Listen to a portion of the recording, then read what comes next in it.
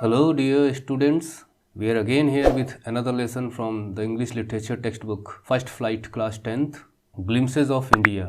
India की झलक। और इंडिया की झलक कैसे मिल सकती है?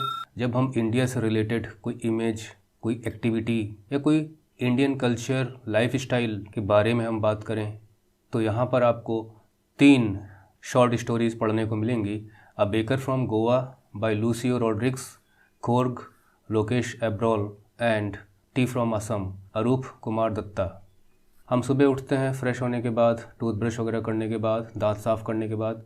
अब मुझे उम्मीद है कि आप इतने गंदे तो नहीं होंगे कि दांत भी साफ़ नहीं करते होंगे, और मैं तो उम्मीद करता हूँ कि आप नहाते धोते भी होंगे, उसके बाद ही कहीं आप चाय और कॉफ़ी पीते होंगे। तो चाय है, कॉफ़ी है, इसमें हम कॉफ़ी के बारे में पढ़ेंगे, इसमें हम टी के असम के बारे में, टी के बारे में पढ़ेंगे, और यहाँ पर हम गोवा की जो बेकरी है, वहाँ की जो ब्रेड्स हैं उनके बारे में पढ़ेंगे। तो तीनों हमारे नाश्ते के आइटम हैं। चाय और कॉफ़ी तो कभी भी पीते हैं हम लोग, और सोशल कनेक्ट और सोशल बिहेवियर और सोशल कल्चर का एक हिस्सा भी बन चुका है। अगर आपने चाय नहीं पिलाई किसी को, आपने चाहे जितना उसको नाश्ता कराया, जितनी सेवा की, तो ये होगा यार पहुँचे वहाँ पर चाय तक नहीं पूछी। द वेरी स्मॉल इन्वेस्टमेंट और बिग सोशल बेनिफिट। तो हम स्टार्ट करेंगे यहाँ पर a baker from Goa by Lucio Rodrigues. Before you read, discuss in class what images of people and places come to your mind when you think of your country। तो जब आप अपने देश के बारे में सोचते हैं, मीन्स इंडिया, तो आपके मन में, आपके माइंड में क्या विजुअलाइजेशन होता है? किस तरह के लोग नज़र आते हैं, किस तरह की जगह नज़र आती हैं? Means what appears in your mind. What parts of India have you lived in और विजिटेड। आप भारत की किन जगहों पर रहे हैं या कहाँ कहाँ गए हैं? Can you name some popular tourist destinations. क्या आप कुछ पॉपुलर टूरिस्ट डेस्टिनेशंस के बारे में बता सकते हैं? मीन्स कि जो फॉरेनर्स या बाहर से आकर लोग विजिट करते हैं प्लेसेस को देखने के लिए, तो वो टूरिस्ट हो गए, और वो जगह डेस्टिनेशंस, टूरिस्ट डेस्टिनेशंस। जैसे आगरा है तो ताजमहल के लिए लोग आते हैं, बनारस है तो गंगा नदी, उसके घाट और उससे रिलेटेड जो एक्टिविटीज़ होती हैं उनको देखने के लिए आते हैं। You may know that apart from the British, the Dutch and the French, अंग्रेज हो गए, हॉलैंड के लोग डच हो गए, फ्रांस के लोग फ्रेंच हो गए, और पुर्तगाल के Portuguese, have also played a part in the history of our country. तो जब हम कंट्री की हिस्ट्री के बारे में बात करते हैं तो निश्चित है हम टाइम में बीते हुए जाते हैं और देखते हैं किसने क्या योगदान दिया, गुड और बैड।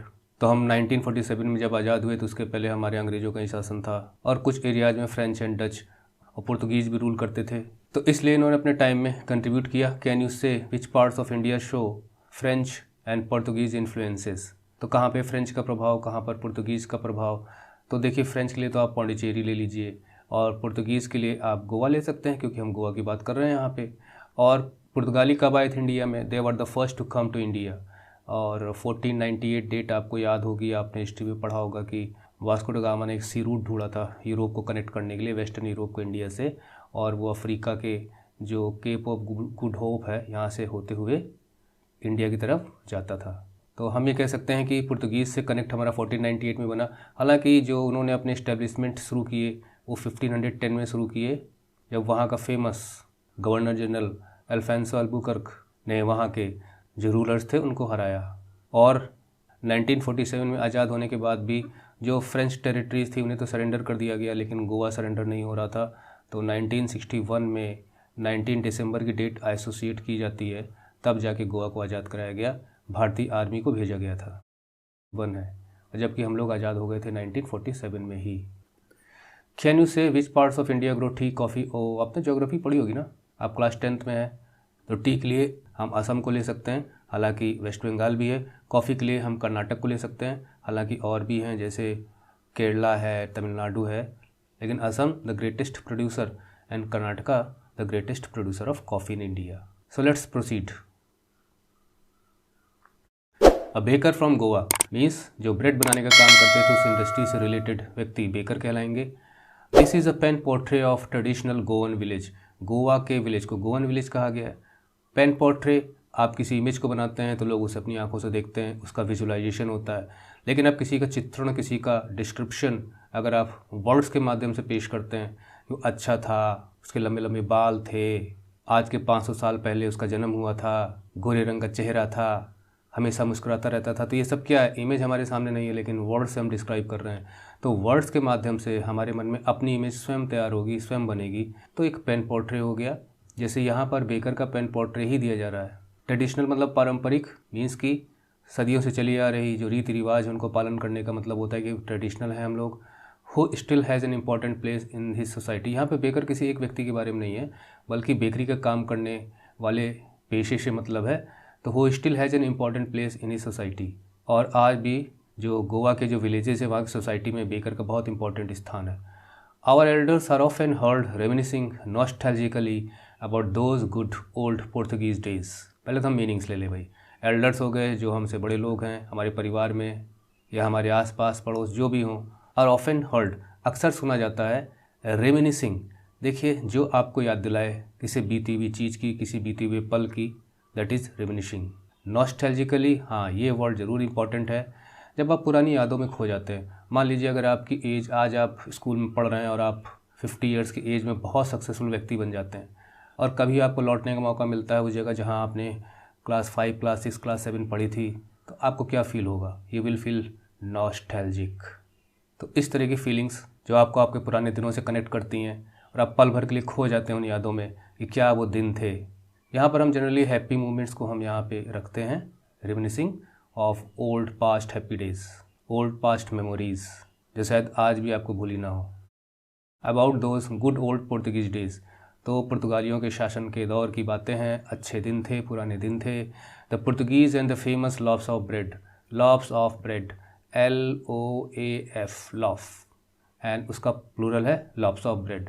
तो ब्रेड के पीसेस, क्योंकि ब्रेड का प्लूरल तो होता नहीं है, आई ईट ब्रेड्स तो आप कह नहीं सकते हो, हाँ लॉफ्स ऑफ ब्रेड आप कह सकते हो। Those eaters of loaves might have vanished, vanished means गायब हो जाना या हमारे टाइम में ना हो, but the makers are still there, लेकिन उसको बनाने वाले लोग आज भी हैं। तो देखिए उन ब्रेड्स को जो खाया करते थे खूब एक समय ओल्ड डेज में, वो शायद अब नहीं है यहाँ पे। कहाँ पे? गोवा में। We still have amongst us the mixers, लेकिन आज भी हमारे बीच में मिक्सर्स हैं, मोल्डर्स हैं, and those who bake the loaves, और जो ब्रेड को तैयार करते हैं। देखिए ब्रेड के कई शेप होते हैं, गोल भी होती है, जो बैंगल शेप होती हैं, बीच में खाली रहता है, तरह तरह की ब्रेड्स बनाई जाती हैं। और जो हम ब्रेड खाते हैं नॉर्मली वो गोल टाइप में होती है, ऊपर इस टाइप की फूली फूली। तो इस तरह से मिक्सचर का मतलब ये हो गया कि किस प्रकार से हम डिफरेंट जो इंग्रेडिएंट्स होते हैं ब्रेड बनाने के उनको कैसे मिक्स करते हैं। घर में आटा साना जाता है तो आपने देखा होगा पानी और वाटर का मिक्सचर एक तरीके से होना चाहिए, नहीं तो आटा गीला हो जाएगा, रोटी नहीं पक पाएगी। मोल्डर्स भी होते हैं, and those who make the buck, और जो बेकर्स होते हैं वो लॉफ्स को तैयार करते हैं, उसको सेकते हैं। Those age old time tested, देखिए टाइम टेस्टेड का मतलब हो गया कि समय के साथ जो खराब ना हुए हों, समय की मार को झेलते हुए भी आज भी जिंदा हों, that is called time tested. आप ये कह सकते हैं कि ड्यूरेबल। फर्नेसेस, देखिए भट्ठी होती है, अब घर में तो आपकी गैस जलती है, उससे खाना वाना पकता है, लेकिन गैस ना होती तो भट्टियों का इस्तेमाल होता। The fire in the furnaces, उन भट्टियों में जहाँ कभी बेकरी का काम होता था, has not had been extinguished, देखिए बुझा देना, दैट इज़ कॉल्ड एक्सटिंग्विश। वो आज भी जल रही हैं। कहने का मतलब ये है कि ब्रेड्स आज भी बनाई जाती हैं। द थर्ड एंड जिंगल, देखिए जिंगल तो मतलब हो गया बजने की आवाज़, जो घंटी की बजने की आवाज़ हो सकती है, किसी झुंझुने की आवाज़ हो सकती है, झनझन की आवाज़ हो सकती है। एंड थर्ड, कोई चीज़ ऊपर से गिरी ज़मीन में थड से आवाज़ आई, मतलब कि जो बेकर्स होते थे वो अपने साथ में एक बम्बू यानी बांस का डंडा लेके चलते थे, तो नीचे उसे ठोंकते रहते थे, इनमें थोड़ा सा बाजा टाइप का लगा रहता था, घुनघुना टाइप का, तो आवाज़ करता था जब उसे नीचे मारते थे, झन झन झन, जिससे पता चलता था कि हाँ बेकर आ गया, बेकर आ गया, और लोग बाहर दौड़ते थे। और दूसरा तरीका है कि अब आवाज़ देते रहो तो लोग आएंगे, तो इसलिए थर्ड and jingle. The traditional bakers bamboo यानी कि बांस, हेराल्डिंग हिज अराइवल, देखिए किसी नए आगमन की सूचना देना, to inform about something to happen in future, heralding हो गया। लेकिन यहाँ पर मतलब ये है कि वो बेकर के आने के अनाउंसमेंट से रिलेटेड है, इसलिए यहाँ पे वर्ड मीनिंग दिया है announcing his arrival in the morning. तो जब वो अपने बांस को ऐसे नीचे ठोंकता था और नीचे जो लगे रहते थे उनसे आवाज़ जो होती थी झंझनाने की, तो पता चल जाता था नाउ इट इज़ हेराल्डिंग। क्योंकि लिटरेरी पीस है, लिटरेरी पीस में ऐसे यूज़ होते हैं वर्ड्स, तो उसके आने की मॉर्निंग में सूचना मिल जाती थी कि ना बेकर हैज़ कम या coming. Can still be heard in some places, आज भी इस तरह की आवाज़ें सुनाई देती हैं। देखिए ये आज के, क्योंकि गोवा का जो रूल था वो 400 से ज़्यादा साल का था, तो वही चीज़ों को आज भी फॉलो करते हैं तो ट्रेडिशनल हो जाएगी।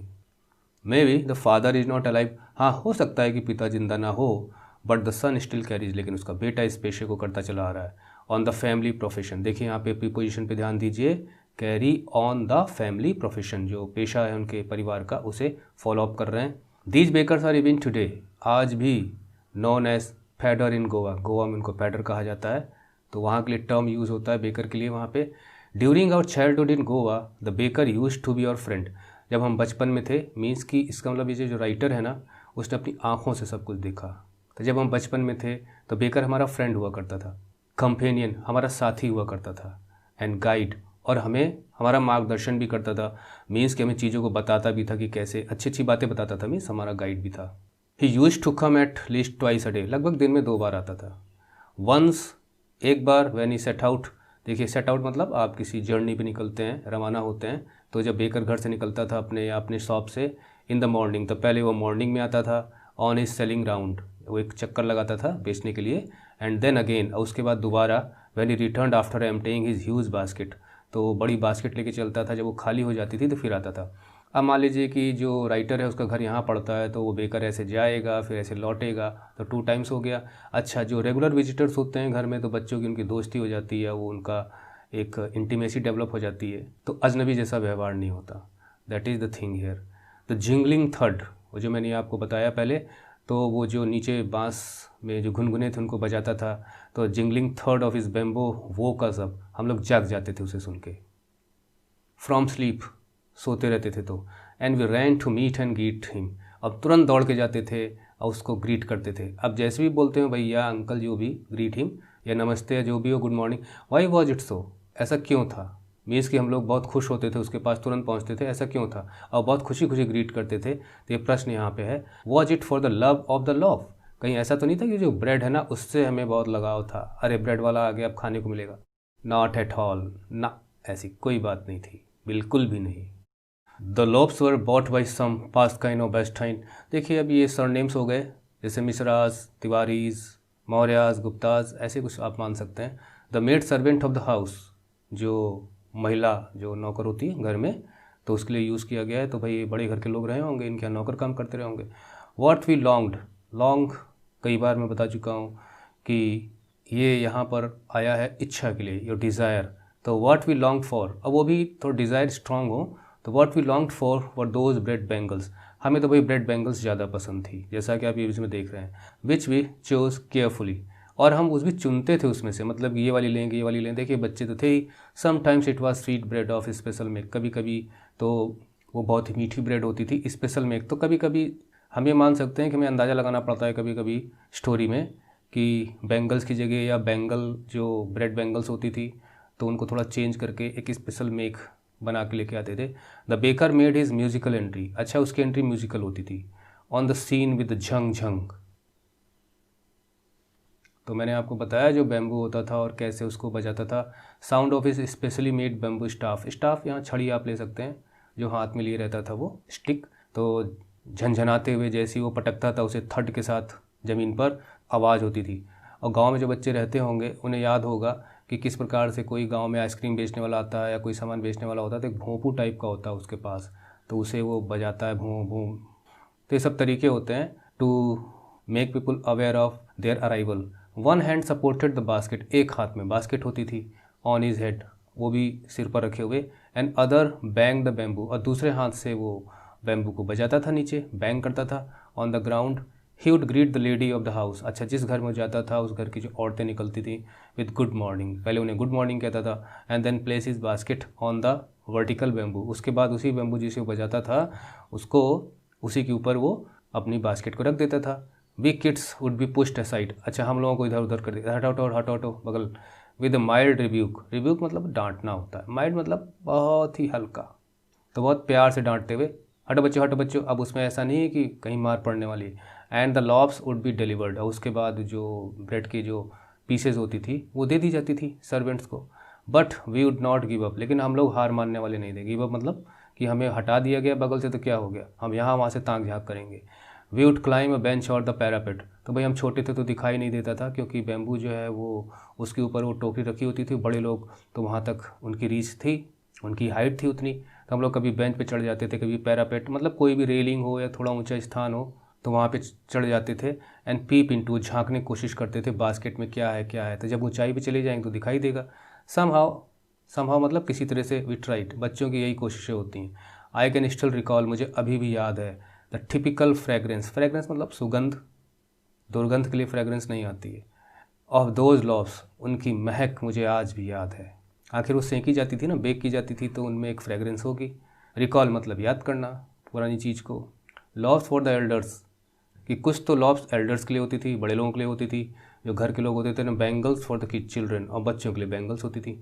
Then we did not even care to brush our teeth, तब तो हमें अपने टीथ को ब्रश करना भी याद नहीं रहता था। अरे देखा जाएगा, पहले बैंगल्स को खाओ।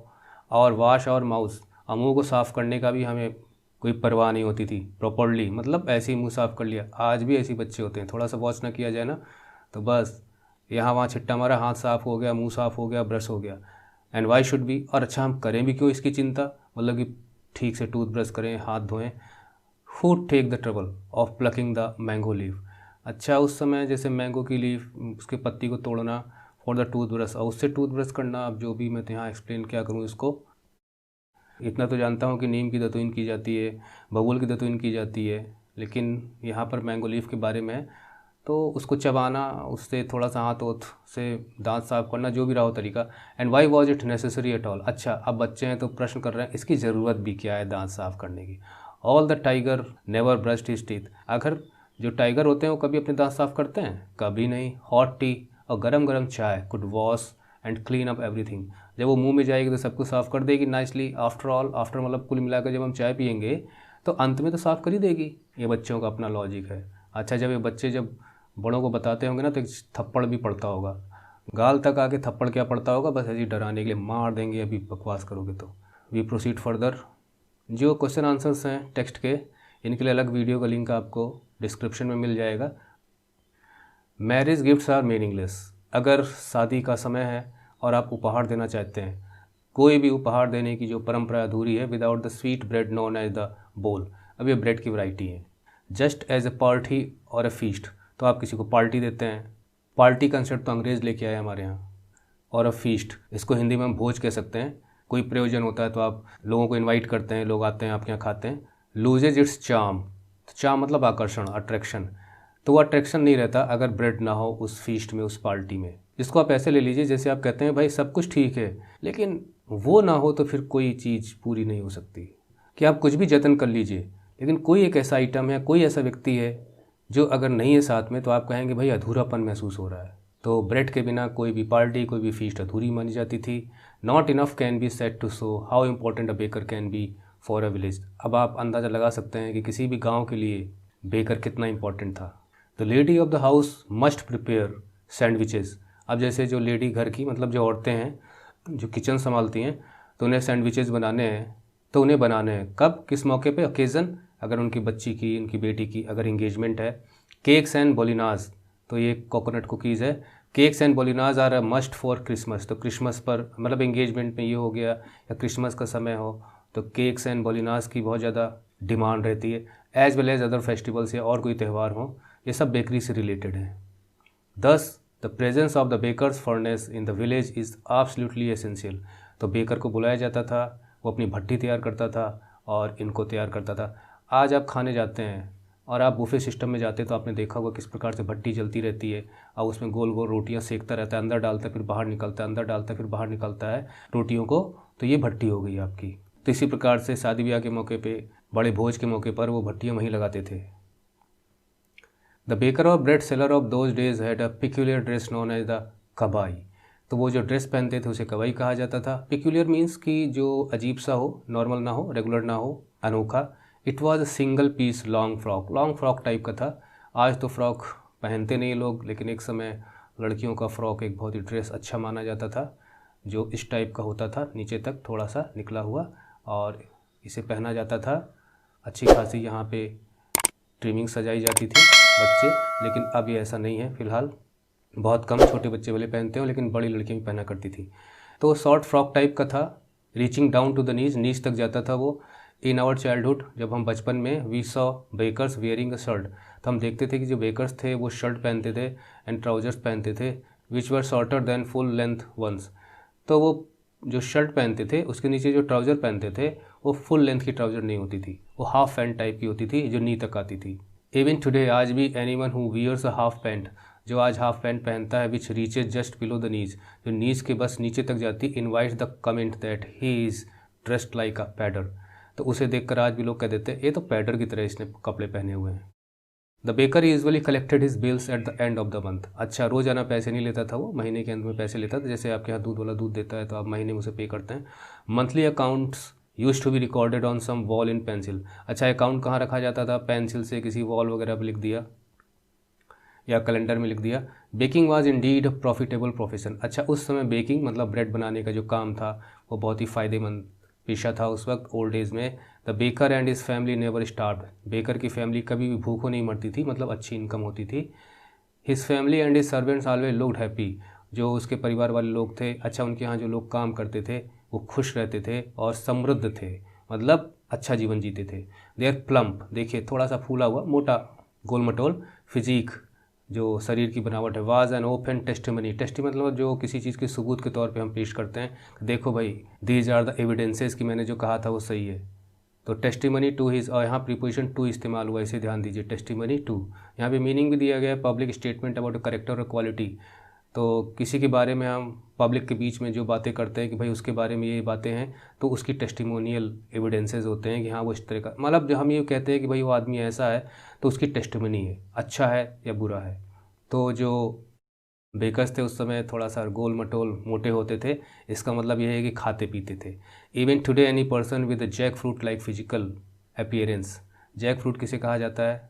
कटहल को कहा जाता है। तो जैसे कटहल होता है खूब हैवी और मोटा सा, तो उसके लिए बताया गया कि उनकी फिजिकल जो बिल्ड थी वो खूब अच्छी खासी मोटी तगड़ी होती थी, is easily compared to a baker.